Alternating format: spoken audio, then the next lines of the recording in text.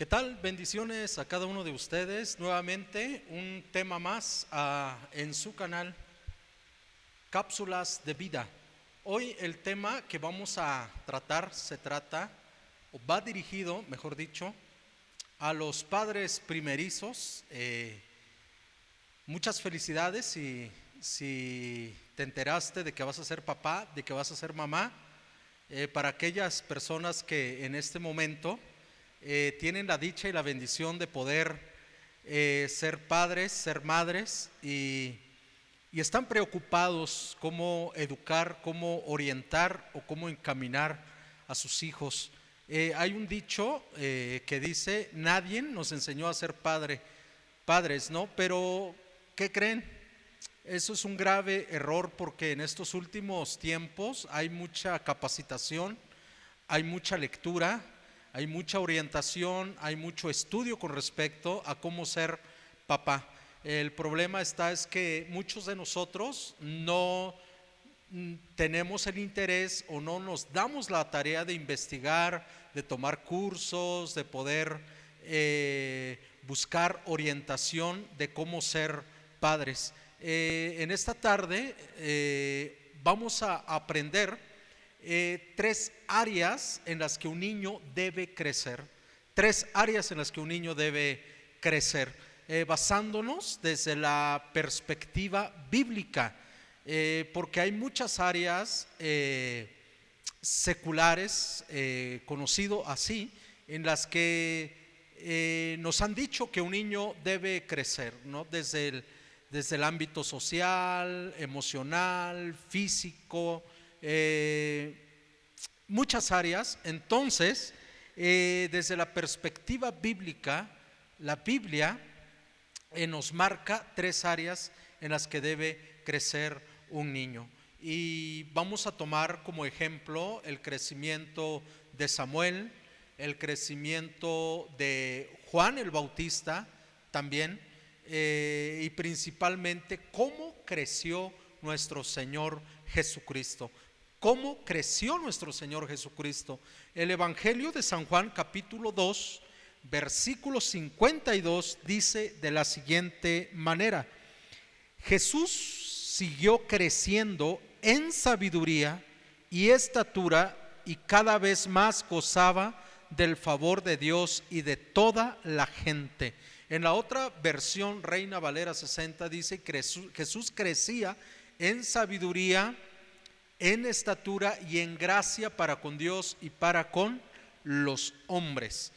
Tres áreas en las que un niño debe crecer. Si tú como padre estás muy preocupado cómo debe crecer tu hijo, cómo educar a tu hijo, vas a tener estas tres áreas principales, porque de aquí engloba un excelente desarrollo del niño, tanto física, emocional, intelectual, en todos los ámbitos. Vamos a ver el primer punto. Dice la palabra: Jesús siguió creciendo en sabiduría.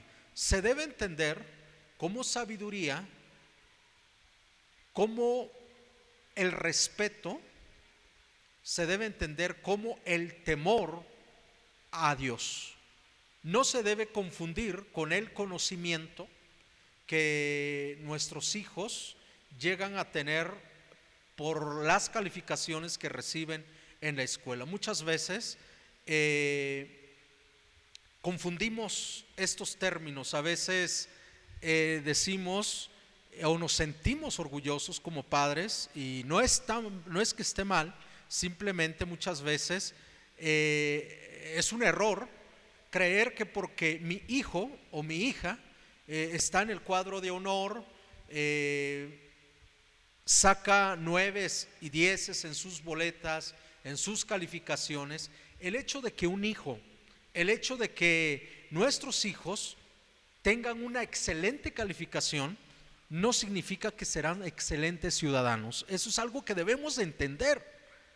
No debemos de confundir esto, porque muchas personas con mentes sumamente brillantes, muy inteligentes, son los que han causado más daños a la sociedad. El hecho de que nuestros hijos sean un hijo con un aprovechamiento académico excelente no significa y no es garantía de que será un excelente ciudadano. No es lo mismo sabiduría que el conocimiento. La palabra de Dios en Proverbios dice: el principio de la sabiduría es el temor a Jehová, o el comienzo de la sabiduría es el respeto y es el temor a las leyes o a las enseñanzas de Dios. Así que si estás preocupado en qué educar o cómo educar a tus hijos, preocúpate primero que tenga el temor, que tenga la sabiduría de Dios. Y Jesús, dice la palabra, que creció en sabiduría, en temor a las leyes y a las enseñanzas que en su época se le transmitía a los niños, a tal grado de que los doctores de la ley se sorprendían cuando dialogaban con el niño Jesús en el templo. Se sorprendían porque tenía mucha sabiduría, tenía mucho conocimiento y temor en las leyes de Dios, dados a Dios. La segunda cosa que vemos en las Escrituras es que Jesús no solo creció en sabiduría, sino que también creció en estatura. ¿Qué quiere decir esto? Que Jesús vivió las etapas de su desarrollo como debe ser. Tristemente, hoy en día muchos niños no viven las etapas de su desarrollo, y es preocupante ver cómo niñas que deberían de estar a lo mejor jugando a la comidita, deberían de estar jugando con su muñequita, están pensando ya en vestirse como jovencitas, pintándose, maquillándose a muy temprana edad, siendo aún niñas, niños también, que en lugar de disfrutar la etapa de su desarrollo adecuadamente, su niñez, ya viven o ya tienen responsabilidades de un adulto. Me ha tocado ver, y me imagino que muchos de ustedes también son testigos, de que hay niños o niñas que ya son mamás en su preadolescencia, y no es que se hayan embarazado, simplemente porque en el hogar cumplen un rol de madre, porque toda la responsabilidad de cuidar a su hermano menor recae sobre ella, y si no lo hace adecuadamente, entonces recibe golpes, castigos, regaños de parte de los padres. Si tú eres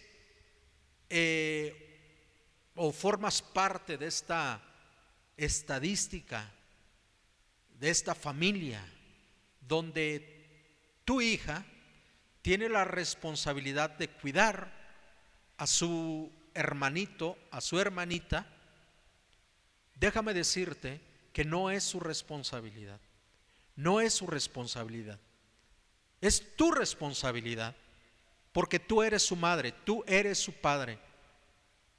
El niño, la niña tiene que crecer conforme a las etapas de desarrollo de su vida, tiene que vivir sanamente las etapas de su desarrollo. Dice la palabra que Jesús crecía en sabiduría y en estatura. Cuando un niño o una niña vive correctamente las etapas de su desarrollo, crece, se desarrolla naturalmente como tiene que ser. No tiene por qué brincar una etapa de su desarrollo, no tiene por qué en su preadolescencia tiene que tener responsabilidades de madre o de padres. Hay niños también que se ven obligados a hacer trabajos forzosos que no le corresponden. Hay obligaciones para ellos, como levantar su juguete, como tender su cama, como ayudar a lavar los trastes, a poner la mesa, otras actividades acorde a su edad.